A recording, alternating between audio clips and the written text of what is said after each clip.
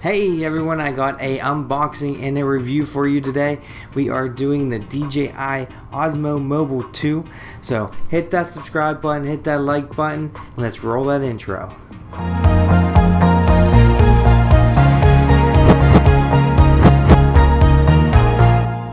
Today we are unboxing and reviewing the DJI Osmo Mobile 2. It's important to note this is my first gimbal of any sort, so my viewpoint on this will be one without previous experience. I'm hoping to get a decent quality video out of a device that is only ranging from $100 to $129. We can quickly take a quick look at some specs here. It looks like the total weight of the device is 485 grams. It's housing a 2600 milliamp battery. It takes about 2.5 hours to charge, and it is saying it gets an operating time of about 15 hours, which will extensively exceed your phone battery life. Some of the major key features of the DJI Osmo 2 is the active tracked motion lapse, hyperlapse, the slow motion capabilities, and the zoom control.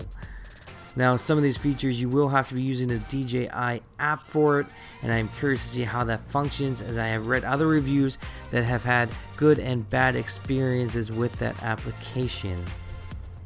The first item we come to in the box is the manual, as you can see, and also a card to register your device and some other information you can read through and go online and read about. Now let's see what the next item in the box, as we pull it out here. We see that the DJI Osmo Mobile 2 comes in this hard styrofoam case similar to the DJI drones. It is very solid, and I think it will protect the device very nicely.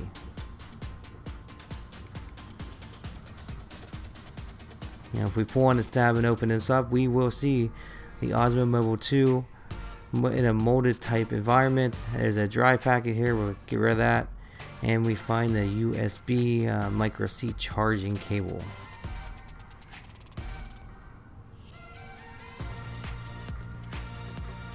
As we take this out, it does have a little weight to it. It feels pretty sturdy in my hands. I'm kind of curious to see what it's going to feel like once I get this thing turned on.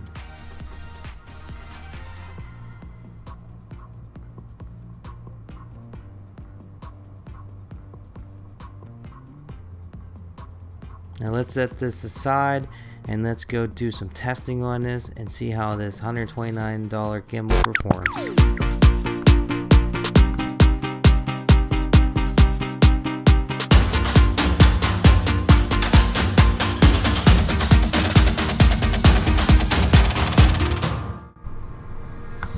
The first option we are looking at is the tracking option.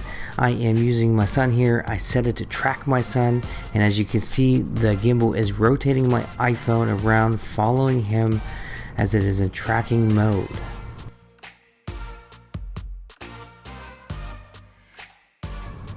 As you can see, he had to run to try to dart out of the screen, where it did lose him for a second, but did regain him after he stopped.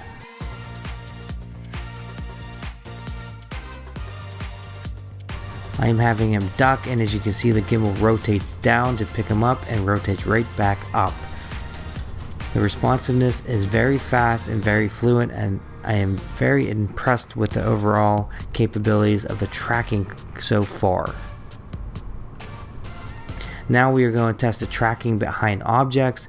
He's going to walk behind this tree to see if it keeps tracking him.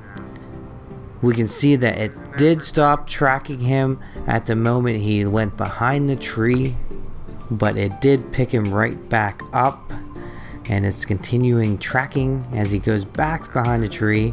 It loses him again when he walks behind the objects, but picks him up. Now I'm doing a walking test downhill, and we're going to speed up a little bit and kind of do a fast jog just to see how smooth this video actually ends up being. We're going to head towards World War II tank and get some shots there, and we can see it was very smooth coming down there. Next, we are looking at the tracking capability, doing a circle around an object. I have currently set the tracking point onto the tank, and am currently walking around the tank, holding the gimbal in a stand position, and the gimbal is rotating itself around to track the object as I walk downhill and uphill around this tank. It is doing a pretty good job. I see a little bit of up and down motion. I'm not doing my best as far as walking to make sure I get no motion at all, but overall I think this is a successful attempt.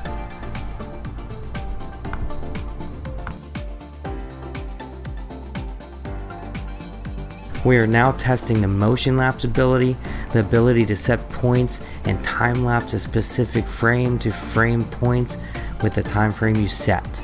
As you can see, the results are pretty astonishing considering this device and the capabilities and the price of it.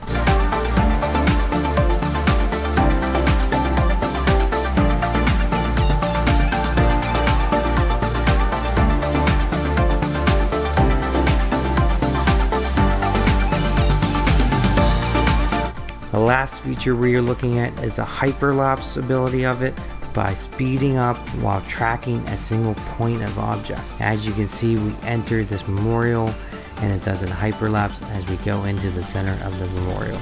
Overall, the DJI Mobile 2 has been a pleasant experience.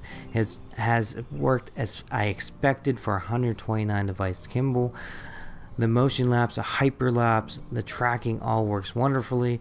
If you're a person out there by yourself, the active tracking will be amazing to do some self video shots and be able to get multiple shots at the same time.